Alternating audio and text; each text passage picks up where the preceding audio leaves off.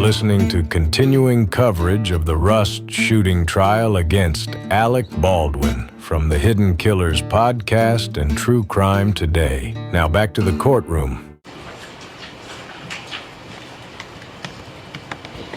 All right.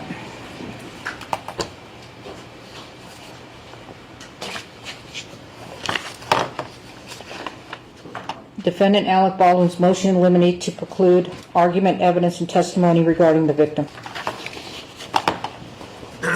Thank you, Your Honor. We addressed this briefly earlier when I withdrew our request to admit the medical records. It's axiomatic and not disputed that a victim's good character and all the wonderful things about them is not relevant to a criminal trial. They don't really dispute that. What they do is they try to sort of come up with ways to backdoor that evidence by giving other reasons. Like they say, well, we need to explain why Mr. Souza hired Ms. Hutchins. And so Mr. Souza needs to explain all the background about Ms. Hutchins in order to explain his hiring process, which is, of course, completely irrelevant in the first place and an obvious backdoor and not particularly intellectually honest. Then they say, well, the reason we have to explain where she was born and how she grew up is because there's one moment in this case in thousands of pages in which one witness mentions that she speaks Russian to another witness. So in order to understand that, you have to understand where she grew up in Ukraine and all of that, and her childhood and all of that, to understand that. And of course, that's also intellectually dishonest. And all you have to say, if you care about making sure this court is, and this jury does not, decide this based on emotion and sympathy and the wrong reasons, is you have to say, did she speak Russian? Yes. Did you understand she understood Russian? Yes. You don't have to go into the 30 years of history here. So that's the way to deal with that. In terms of exhibits, it's also very, very simple. They talk about the lapels. I agree with them. The lapels at the scene are relevant. You don't show the positions of the bodies on the ground. It's not relevant. It's not in dispute. It's not a fact in dispute. It doesn't tend to prove anything. I agree with them. The autopsy is relevant, not the photos. The photos don't help anything. The person who's doing the autopsy is more than sufficient. And let me say something else, and this is why I wanted to quickly withdraw the application for the medical records, which is we don't dispute anything about any of this. This is not an issue in this case. You will not hear us cross-examining or questioning the fact that she passed away or the cause.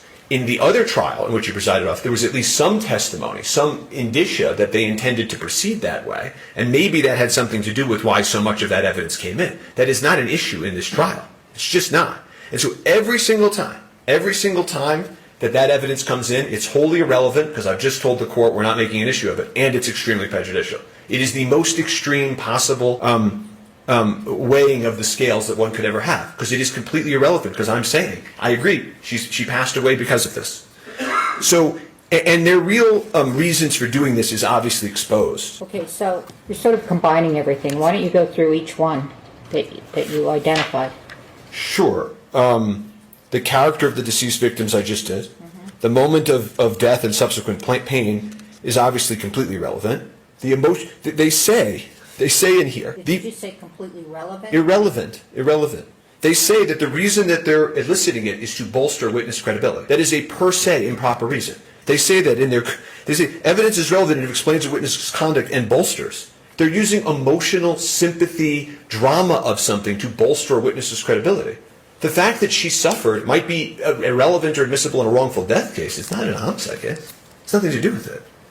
Nothing. And to the idea that they're going to use it so that the witness is upset on a witness stand and saying, and this is how she fell, and her face was pale, and this, and now everybody's upset, and trust me, I saw what I saw about something relevant, is exactly what a court can't allow. It's exactly what a court can't allow. And they did this the entire trial, and I mentioned this before with the, where is she now? Is she in the medical vac? They ask all of these, why is even one time, the tone of her skin as she falls, why is that possibly relevant to this trial? And they do it with every single witness. Every single witness they did it with. So then you get to the lapel cameras and the autopsy photos. And so I was trying to track this precisely. Again, we agree that the lapels of the scene are relevant, right? You just don't need to show a body on the ground. It's just not necessary. And the autopsy photos are particularly problematic. They don't show, how are they relevant? We could stay here for days and no one could explain to me how the autopsy photos are relevant. They're not. If the court wants to voir dire the medical examiner and say, is it possible for you to explain this without presenting these graphic, vivid depictions of a tragically killed person? They're going to say, of course I can't. Autopsy photos get ruled out all the time, especially in cases like this. This is not, a whodunit, where it's like, okay, let's look at this, but I'm saying I didn't do it. This is a tragic accident where two people who are known to each other and no animosity towards each other, this occurred. And so it doesn't have anything to do with the case or anything relevant. And I'm telling the court that we're not making an issue of this. So if the court knows that, unlike in the Hannah Gutierrez retrial, that this is not in dispute, I really don't understand the basis to allow a single witness to do any of that. A single witness, let alone the cumulative every single witness, which is just being done to taint the jury and to try to get the jury to do something on sympathy. Thank you. State. The state has no intention of presenting evidence related to Ms. Hutchins' childhood. So we can eliminate that right off the bat. What do you plan on? Well, we believe that there is limited testimony from Mr. Souza that's appropriate because jurors don't know how the film industry works. He should be able to take the witness stand and say, as the director, I got to pick my director of photography. Here's what the director of photography does. These are the reasons I picked this person. We're not going to have him talk about, she's an honest person. She's an amazing mother. She's an amazing wife. None of that's coming in. But he gets to tell, we get to put the story in context for the jury. And I think that we can do that without doing all of these things that the defense is claiming are so highly prejudicial. I have no problem limiting that testimony with regard to Ms. Hutchins, but certainly the jury gets to hear what she did, how she was hired, how does this come together? How do all of these people come together on this movie set? That's absolutely relevant. Now, with regard to the lapel videos, the defense says, we think the lapel videos are relevant, but we just don't want the jury to see the human part of it. And that's kind of hard for the state because we kind of have to prove that a human being was killed. That's part of what we have to do here. So the other thing that you have to understand is that the defense probably is going to take a similar tactic in this regard that we saw in Gutierrez, and they're going to question all of the law enforcement officers about, why didn't you do better? Why couldn't you have done this? And why couldn't you have done that? And the answer is, this was extremely chaotic. We've never shown up to a crime scene where there were 150 witnesses there. There were people mulling around everywhere. There were things that we had to do. Those lapel videos show how difficult and chaotic that scene was, and it goes directly to their defense. And listen, I mean, they act like these lapel videos are like a horror movie. You see Ms. Hutchins on the ground, you don't even see blood. You don't even see blood coming out of her. Mr. Souza's yelling because he got shot in the shoulder. That's not overly prejudicial. Absolutely not. There is tons of case law where, and the lapel video of them laying on the ground is very, very similar in terms of the analysis as the autopsy photos. Autopsy photos come in. They do. They come in every single case. I have never had a case where autopsy photos were excluded, and I even cite to a case in my response where the court actually says, basically, we've never heard of a case where there was a reason to exclude these. They just come in. Now listen, I want this court to know that during Gutierrez and during this trial, there are autopsy photos in this case that are shocking to the conscience, that we could argue successfully are relevant. Because when you crack open somebody's body, you can see how the bullet traveled. And autopsy photos actually show that. We're not asking to get those in. We are doing exactly what we did in Gutierrez. We have just 2 to 4 very benign autopsy photos. We have been more than reasonable in terms of trying to turn down the volume on emotional response with regard to these autopsy photos. I was actually stunned to see this motion after we exercised so much restraint during the Gutierrez trial, and those are the same pictures. We haven't upped the ante here. We're not trying to show anything other than, look, this is where the bullet entered. This is where the bullet came out. Those are relevant. Those are relevant to Dr. Gerald's testimony. Those come in. They come in every single trial. There's just a reality associated with the fact that someone died. I am more than surprised to hear Mr. Spiro come up here and say, we are not disputing the cause of death. The whole reason that we have probably 4 or 5 witnesses on our witness list is because the defendant put Dr. Bianca Alvarez on their witness list. They called her, talked to her on the phone without inviting us.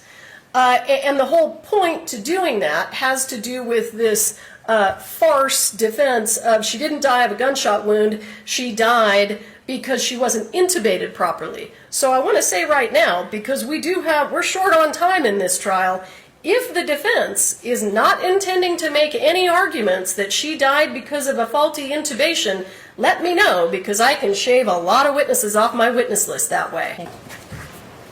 Thank you.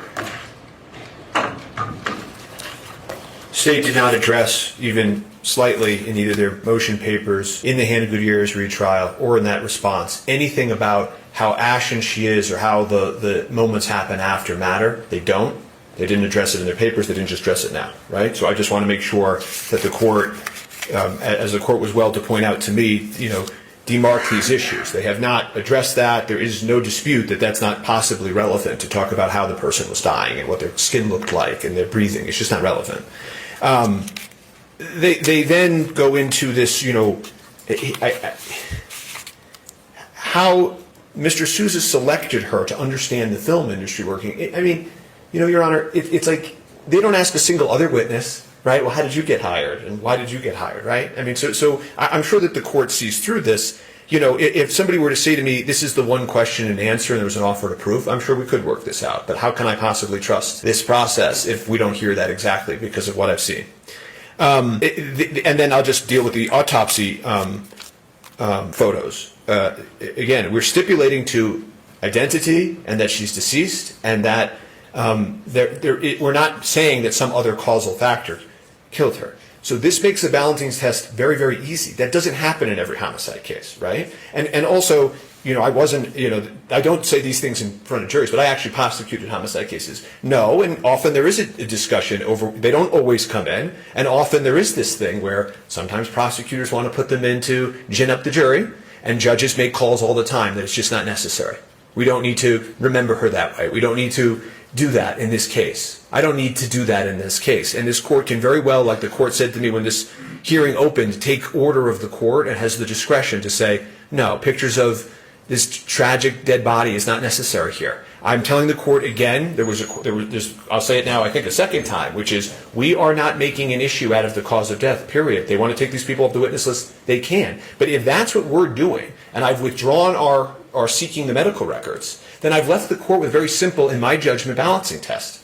And I'd ask the court to really think about when this verdict comes down, having faith that this was a fair trial and the verdict was based on the right reasons. You can't have, it's hours of testimony, hours in the Halyna Gutierrez trial about it, and it's different here because the gun was in his hand. The gun was in his hand. So to allow hours and hours of testimony, when we have, the state has 5 days to present this case, and we need the opportunity to rigorously cross-examine, it doesn't make any sense. I don't think it's fair, and I don't think the court should allow it. Thank you. All right, the court makes the following ruling. All right, with respect to the character of deceased of the the deceased. Certainly, if Mr. Baldwin was going to get up, you'd want to go, how did you come about getting this this job, so to speak? And I think it's just an introductory way to tell the story. Now, I do remember Mr. Souza going into, we met, I liked her, we had things in common, et cetera, et cetera. I think all that needs to be said is that she was one of some choices. He felt that she was a good fit and that she was the director of photography. That's it. Okay. Now, with respect to the moment of death and subsequent pain, I think that does go to the death. That's one of the elements, and the death and the injury, the death, and where am I now?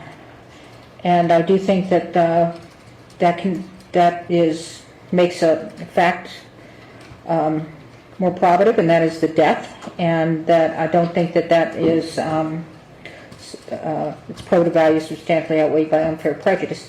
Having said that, I'm trying to recall everything that occurred regarding that, and I do think that the video is appropriate. Now, I think there were some people that got up, and this may be what both of you have referred to, where they talked about being upset, they talked about how upsetting it was and things like that. We don't need that. We just need the lapels videos as to what happened with respect to her being shot and Mr. Souza being shot as well. So that's the lapel camera depicting the crime scene. Am I misunderstanding anything else on that? From the defense's perspective, a lot of this also goes to 403 and cumulativeness, right? So could you just answer my question? Okay? Yeah, well, I think the answer I don't want is you to yes. argue again. You already had your chance. I think the answer is yes, Your Honor. I'm not. If I understood the court's ruling, I think the answer is that yes, if the lapel videos are the way that they're going to show where the bodies were or the man. When Lieutenant Benavides is in there and he says, "Everybody clear out." Is that the video? And primarily also Officer LaFleur, who's the first officer on scene. That video Right, also where people are rendering aid. right. Yeah. All right. So that comes in. Autopsy photos. Again, you can stipulate. That's fine, but they're allowed to tell their story, and they're allowed to demonstrate the death. I do remember there was an autopsy photo that was pretty much agreed it was prejudicial, or maybe it was somewhere else, where her shirt, I think, which part of the autopsy photos, I don't know. But the autopsy photos, in my mind, are the body. So just to iron it out right now, we've got pretty much the same photos of the body that we showed during Gutierrez, nothing overly dramatic. And there is a photo of the bloody clothing, and part of the reason that's relevant is because her cause of death was exsanguination, so she bled to death.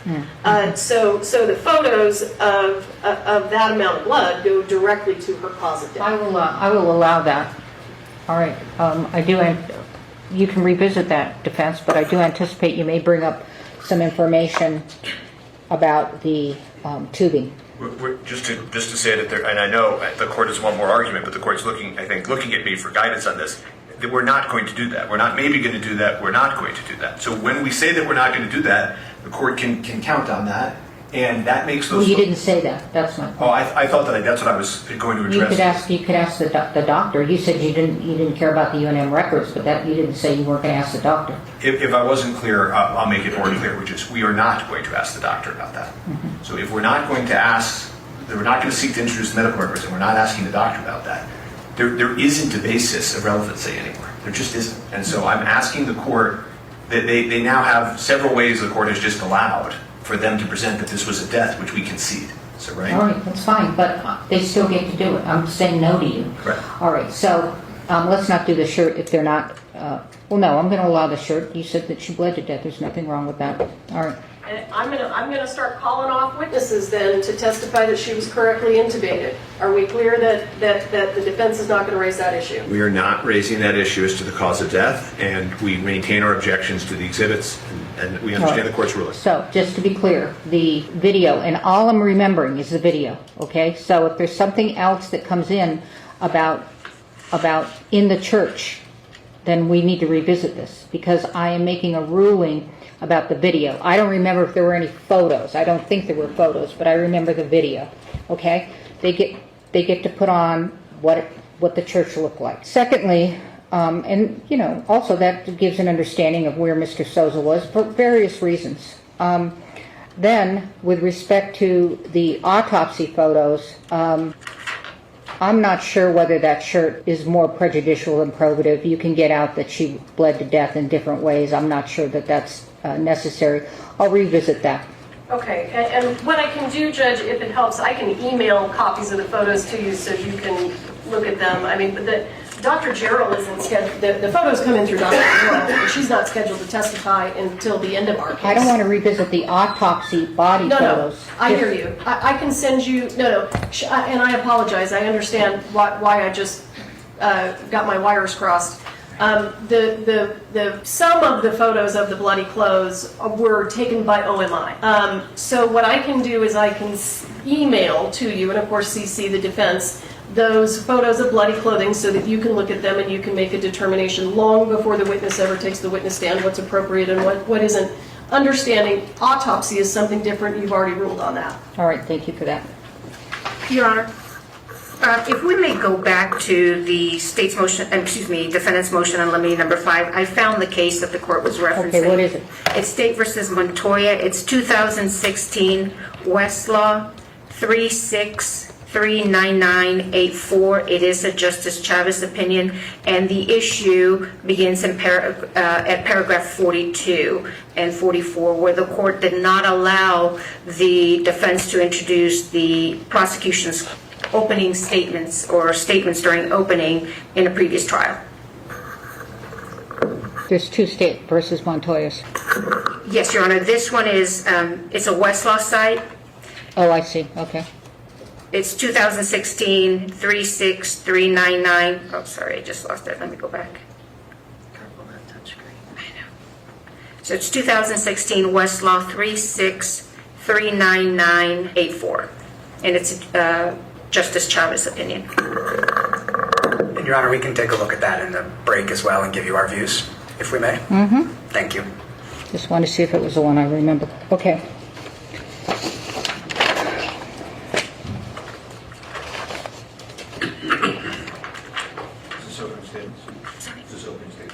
I don't know, that was the reference to opening statements. Nobody's the next one on the notice. All right. State's motion in limine 8 to allow use of exhibits during opening statement. Your Honor, we don't have I think there's a way to shortcut this, which is that as long as the defense can also put in exhibits and the court will, if there's any issue between the two sides, address those one or two issues. I'm hoping that there's not. We would not, as long as it's equal to both sides, we would not have an issue. Are they going to be admitted? Yes, Your Honor. In fact, I provided defense counsel this morning a copy of the exhibits. I have a copy for the court if you'd like to look at them. What I would request is that they provide us today with a copy of the exhibits that they intend to introduce in All case right, there are but do any you issues. think there's going to be an issue on admission at trial? No, Your Honor. I don't believe there's of the exhibits that we're putting forth. We're putting forth basically the same set, a little bit more of a videotape or a little less, and the 911 call. That's it. So there's very few exhibits that we're using at opening, and I don't think any of them are an issue. All right, well, I want you all to agree because I do not want us to stop in opening statement, okay? Yes, Your Honor. So if you don't agree, let me know. Yes, Your Honor. All right, Defendant Alec Baldwin's motion limited to preclude argument, testimony, and evidence related to the incident from the Crow.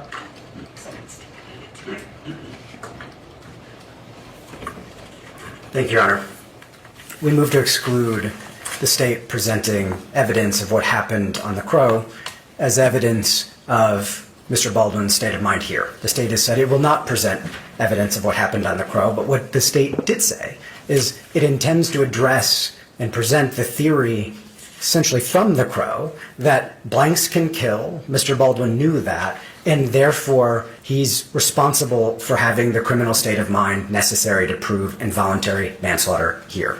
There are 4 problems with that. Your Honor. The first is, let's go back to the indictment.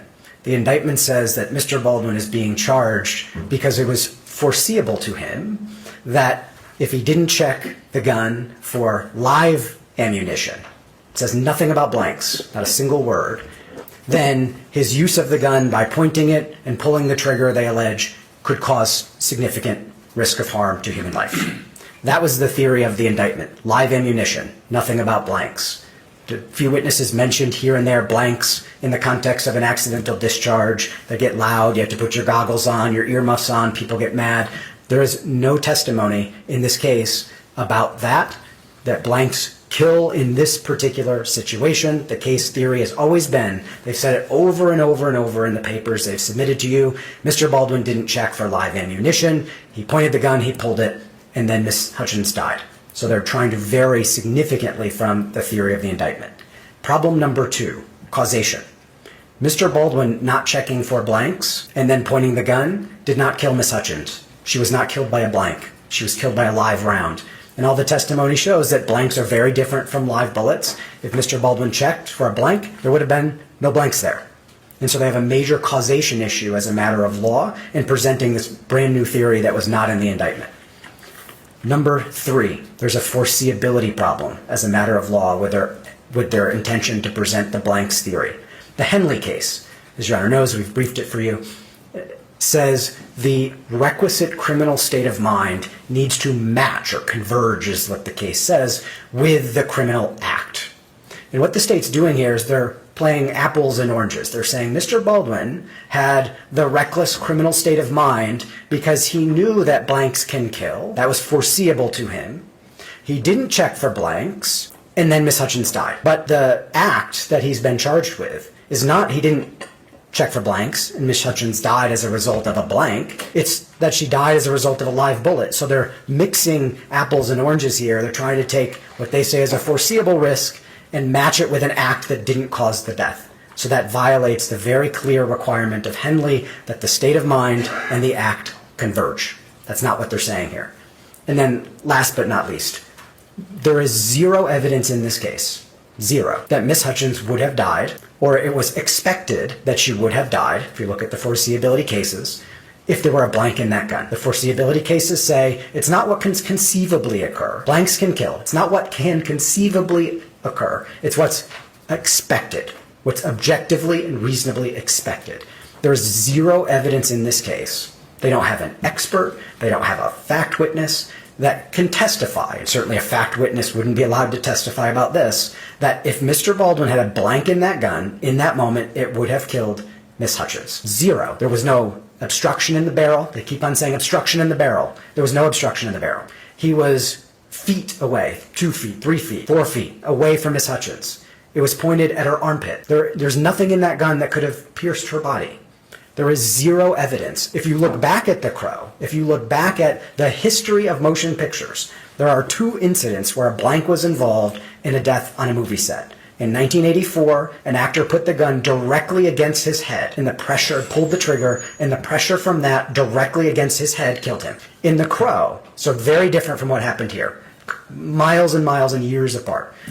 Number 2, in The Crow, what happened was the crew was making dummies out of live bullets. And when the dummy was put in to the gun, it still had residual gunpowder. And the primer got hit, it knocked the bullet tip off, it discharged, and then there was a blank loaded behind that live bullet tip from a live bullet that people on the set were making improperly. Still no criminal prosecution there.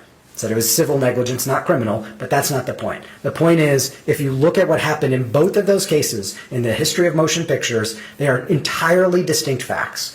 The state cannot come in at the last minute and say, blanks can kill, Mr. Baldwin knew that, and therefore he had the requisite state of mind, and they match it up with an act that killed Miss Hutchins. Zero evidence that that would have happened here, and therefore they cannot present it as a theory when there's no causation for it, there's no foreseeability for it, there's no evidence for it, and it's not in the indictment. All right, thank you. Thank you, Your Honor.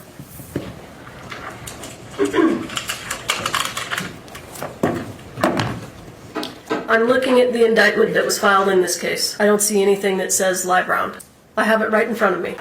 So I'm not exactly sure what Mr. Nickus means when he says if you look at the indictment, he was indicted for that. I'm looking at the indictment, it doesn't say anything about that. So I want to try on occasion to agree with the defense. I want to try to come together. The issue of, do we want to have witnesses testify about what happened on the set of The Crow? No, of course not. I intend to present absolutely no testimony with regard to, I expect no witness to say The Crow. But here's why this is relevant. The entire defense is Mr. Baldwin had no reason to believe that there was a live round on set. Well, Is it on set or in the gun? I think they've argued both.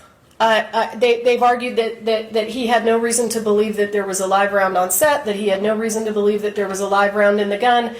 And here's what they're going to argue. They're going to say this gun is completely inert. He should be able to treat it like a toy because everything is completely safe.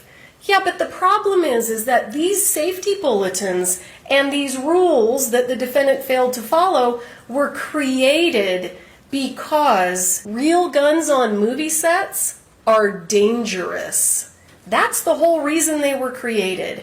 And one of the ways that we know that they're dangerous is because if you combine a blank with a barrel obstruction, you can kill someone. It's not what Mr. Nickus said, that there's no reason to think that it would have killed anyone. It would have killed her if there was a blank and a barrel obstruction. I agree with him that that's not what happened in this case.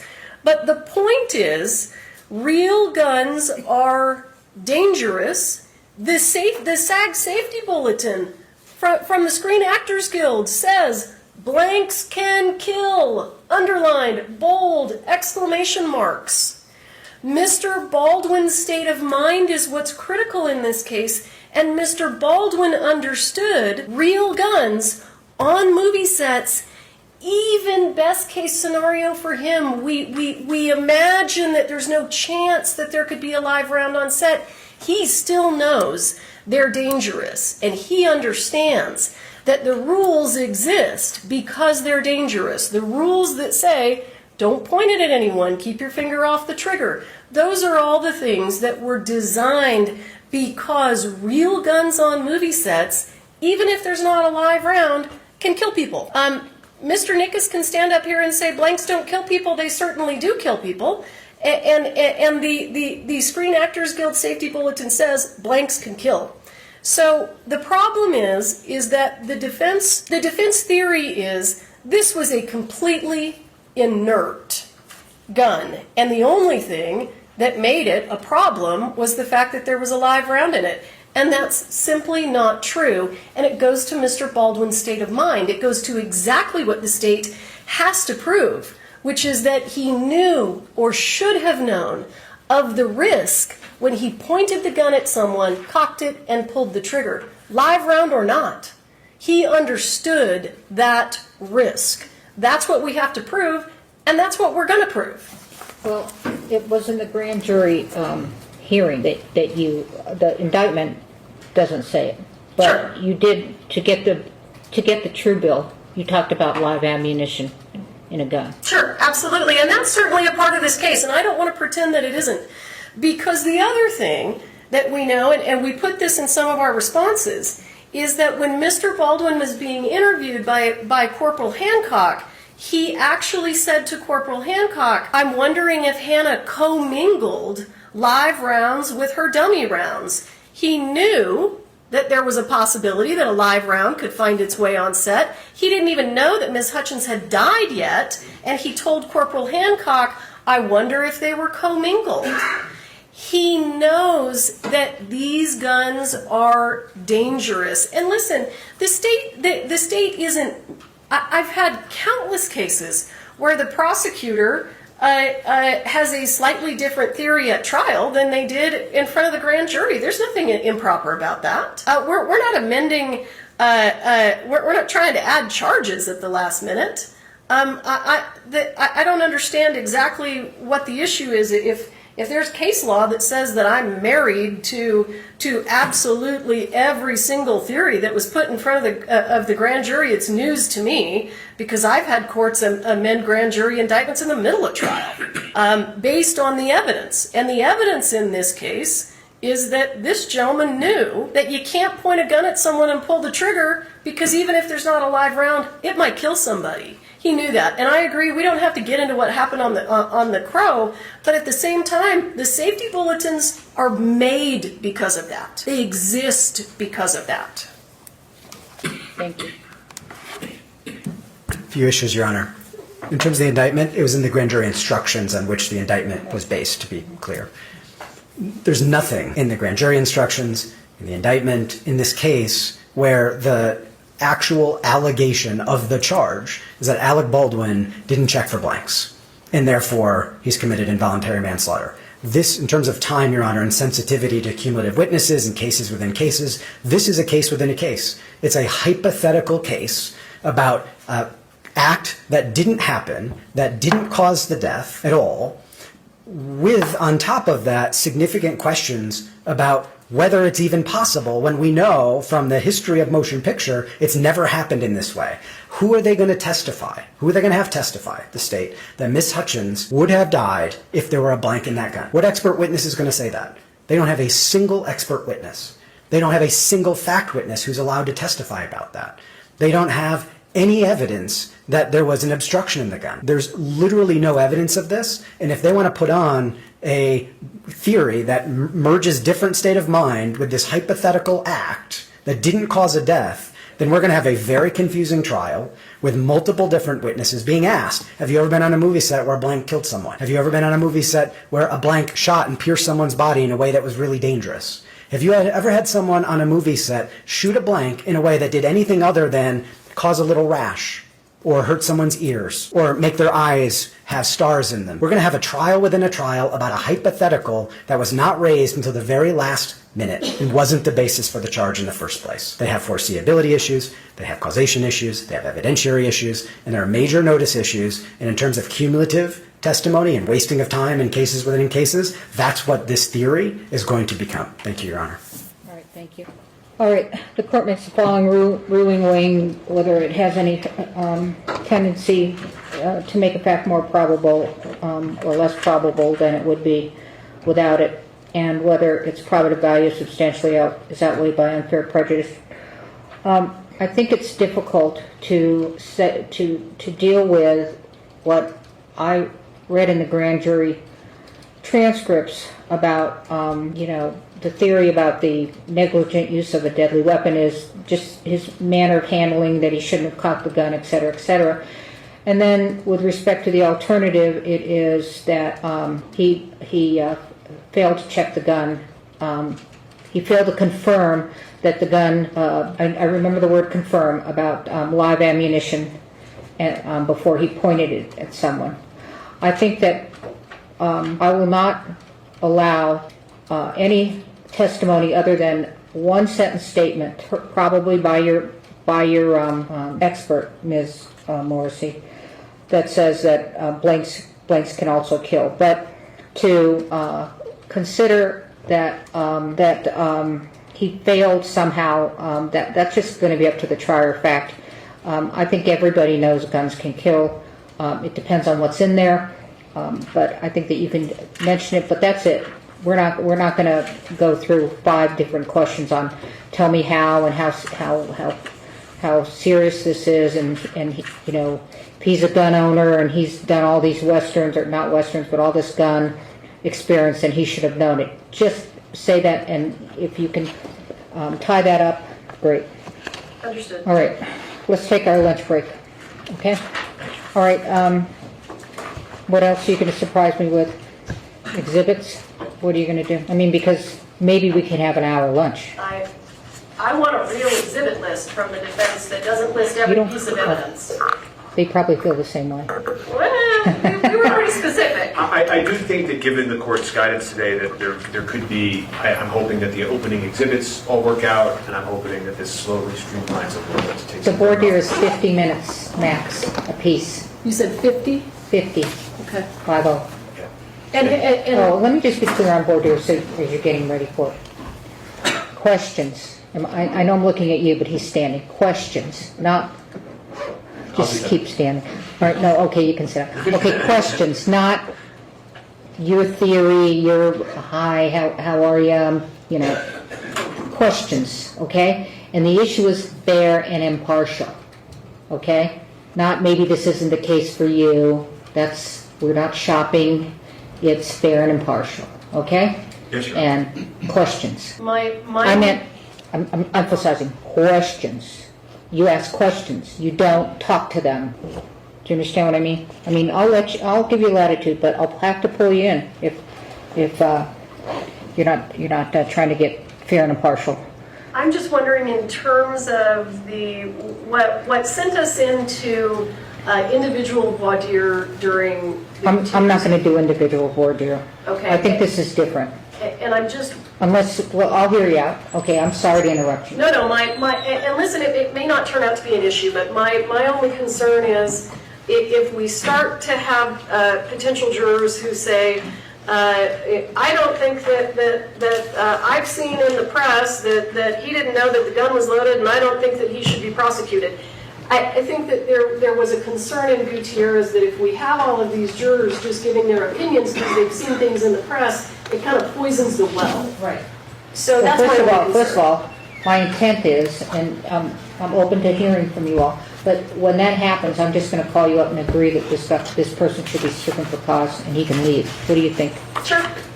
Yeah, it would have to depend on how extreme it was, but I think we'll be able to Right. make eye contact, frankly, and figure out some of this. I'm hopeful. Yeah, I don't know how the court, I wasn't there at the first trial, and I don't know how the court is planning to design this. There is, of course, in both directions, a risk of pollution of the jury pool, right? Right. Yes, absolutely.